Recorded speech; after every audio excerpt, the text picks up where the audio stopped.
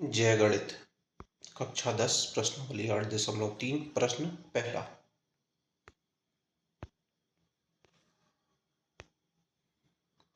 त्रिकोणमितीय अनुपातों sin a, sec a, tan a को कोटि के पदों में व्यक्त करो। अब इन तीनों पदों को इस कोटि के पद में व्यक्त करना। तो पहले sin a, तो sin a को हम क्या कर सकते हैं, वर्गमूल के अंदर sin का वर्ग a, क्योंकि साइन का वर्ग a और वर्गमूल से ये कट जाएगा और फिर से साइन a आ जाएगा, तो इसको ऐसा लिख सकते हैं। अब साइन का वर्ग a बराबर होता है 1/, कॉस का वर्ग a, तो इसको लिख सकते हैं ना 1/, कॉस का वर्ग a। अब कॉस का वर्ग a बराबर होता है 1 कॉट का वर्ग a, 1 कॉट का वर्ग a, तो इसको हम लिख सकते हैं 1 कॉट का वर्ग a। तो इस प्रकार हमने कॉट के पद में लिख दिया। अब टेन का तो सीधा मान होता है 1/, कॉट a, tan a का मान 1/, कॉट a। अब ये कॉस a है, कॉस a को हम लिख सकते हैं वर्गमूल के अंदर कॉस का वर्ग a।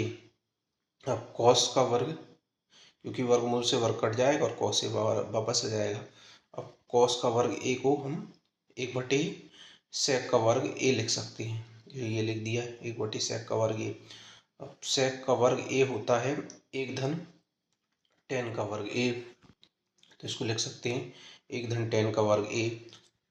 अब tan का वर्ग a बराबर होता है 1/, कॉट का वर्ग a, तो tan का वर्ग a की जगह 1/, कॉट का वर्ग a।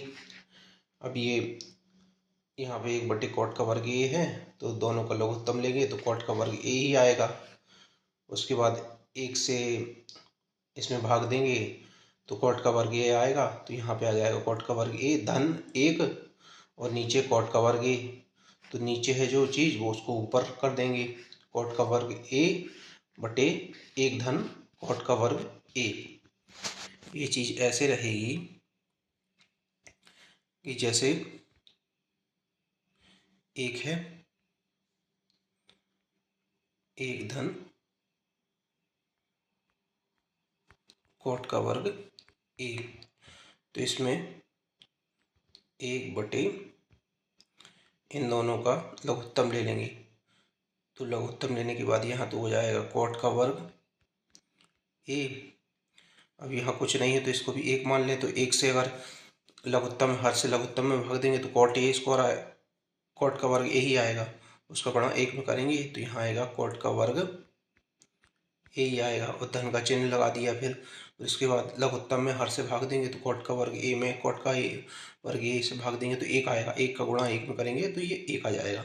तो इस प्रकार ये चीज़ आ जाएगी। तो जब ये इस प्रकार होता है तो कॉट का वर्ग a को हम ऊपर लिख सकते हैं, क्योंकि ये जब कोई चीज़ भागित में होती है, 1 के भागित में ये लिखा हुआ है हमारा कॉट स्क्वायर a धन 1/,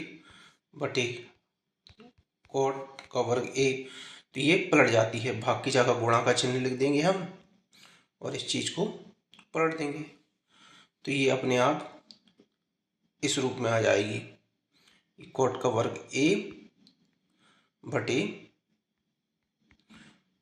कॉट का वर्ग a धन 1, ये इस प्रकार में आ जाएगी। तो इस प्रकार हम इन सब चीज़ों को कॉट के मान में रख सकते हैं। ओके, जय गणित।